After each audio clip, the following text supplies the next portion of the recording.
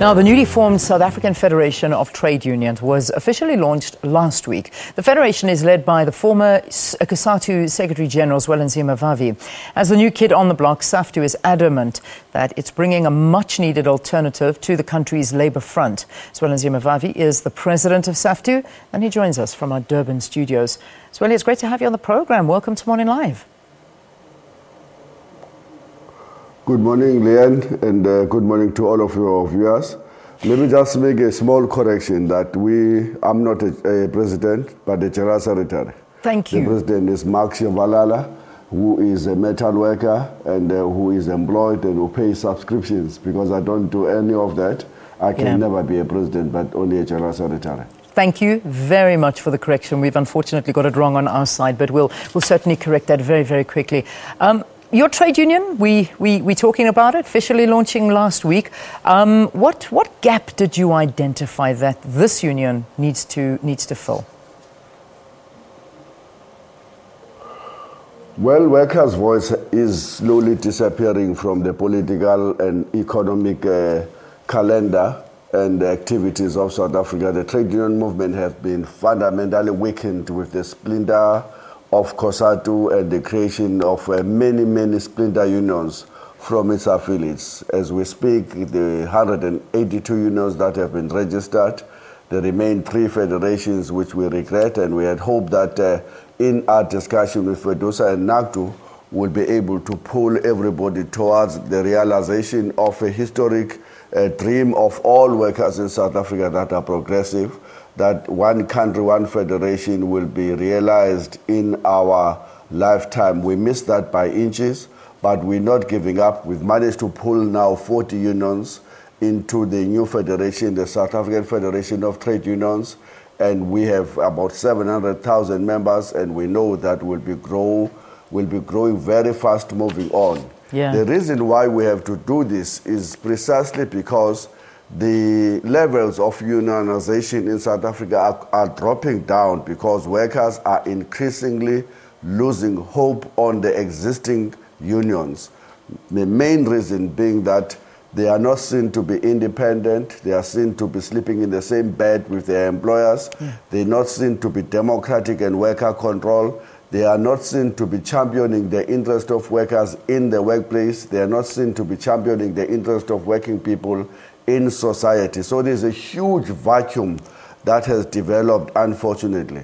The struggles against the labor brokers have been abandoned. The struggles for the total ban of the labor brokering system, the struggles against e-tolls in Johannesburg, the struggles against corruption, the struggles for a living wage, and the struggles for a decent living conditions where we're coming from in our townships are seen to have been abandoned. And that's why, from inception, the South African Federation of Trade Unions have said we will be in the main guided by 3 principles. Yeah. Principle number 1, that unions must be independent from the employers, must be independent from political formations, must speak only on behalf of its members on the political questions. And 2, unions must be totally democratic and worker controlled. But more importantly, in the context of the worsening material conditions of the working people, worsening unemployment, rise of precarious forms of jobs in the economy, rampant casualization, rampant labor brokering, suppressing of wages, the yawning gap between the highest paid and the lowest paid in every workplace in the economy as a whole, that have made South Africa the most unequal society in the world. In the context of all of that, including widespread poverty, we felt that we needed a completely different band of trade unionism, a unionism that will be based on militancy, of fighting and taking up those issues, campaigning around each one of those issues. So as we celebrate today and marching in Durban, we are actually raising our flag as the new federation to say it shall no longer be business as usual.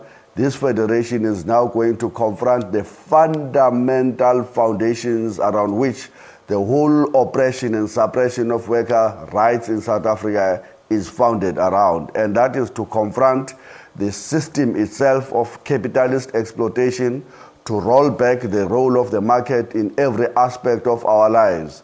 Yeah. And that is to ensure that, that we, in doing so, we also confront the whole exploitation of the working people through labor brokering system. So that's why we are marching for the banning of the labor brokers today in Durban from Cartersfontein. All right, but and secondly, let me we just want to shake the foundation of the... Let me just interrupt you very quickly, just to ask you one or two questions. Yeah. We just don't have too much time. But, you know, one of the big things, and I think you've been speaking about it quite seriously, is political affiliation. And we've seen a lot of the unions here in South Africa having major political affiliation. And, of course, the union leaders become very distant from their members. And it almost feels like they're not working for them. Is this something that you are absolutely 100% resolute that this union, SAFTU, will not become a part of any political party and will be very, very distanced from them?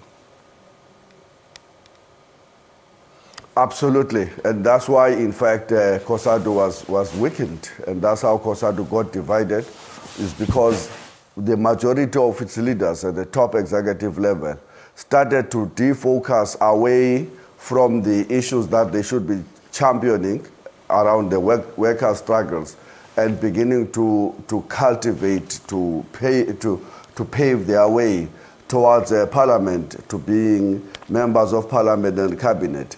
And in totality, that's what actually weakened the labor voice in the country. And so we're trying to fill that gap. And I was saying that we need to shake the foundations of a colonial economy.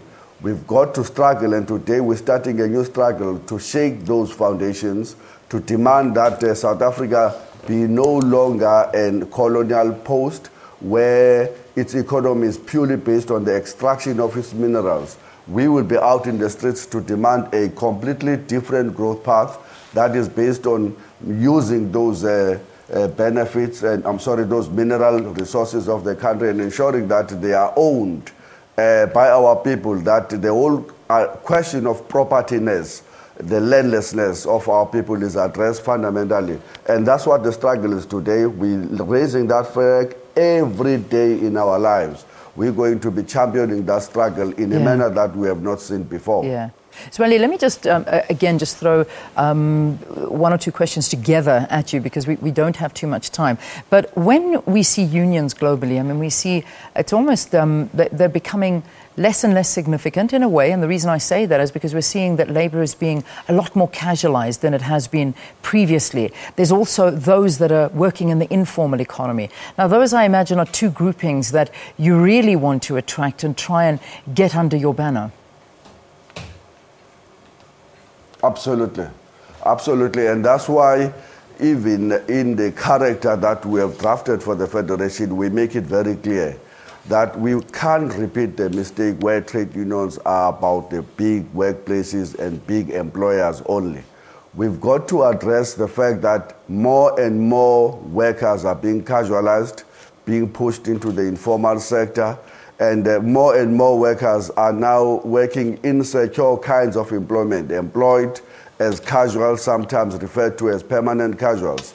So we have ensured that in the constitution of SAFTU, we can have people who are unemployed represented, people from the informal sector represented, people from the marginal sections of the economy, farm workers, taxi drivers, hotel workers, retail workers, workers from the small establishments, and that more importantly, workers who are being labor brokered, who are outsourced, are also form part of the Labour Federation. The reason why we're doing that is so that the trade unions do not forget to champion the interest of all of those workers and make sure that they are combined and united with the other interest of workers in the big firms or small firms. Yeah.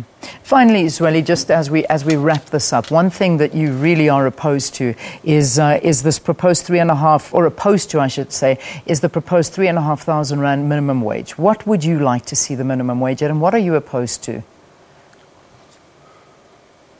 The march today is about marching against that terrible and pitiful arrangement between Cosatu and the government, and of course the other two federations, that say to South African workers, you are only worth 20 rands an hour or 3,500 a whole work, or they threatening our right to strike, and they are threatening to undermine the gains that have been made by workers in the Constitution. So today, we will be marching to say workers demand a living wage, and according to studies that have been conducted by Sandro, one important study conducted by the University of Cape Town, they're telling us that for South African worker to survive, at least at the most basic minimum, you will need a 5,400 rands for a family of 4 persons. At least that should be the starting point.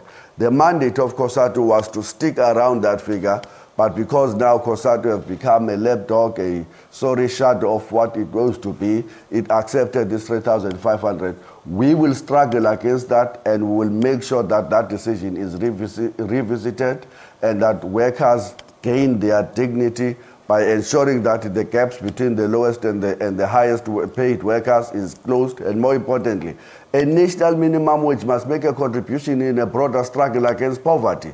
If it doesn't do that, then it just becomes something only symbolic. We are not interested in any form of symbolism. We want to shake the foundations of the oppression and suppression, exploitation of the working people in our country. All right, we leave it there for this morning. Zwelinzima Vavi, thank you very much for talking to us. He's in KwaZulu-Natal. That's where the main action for SAFTU is going to be taking place, and we thank him for his time. Let's take a break here on the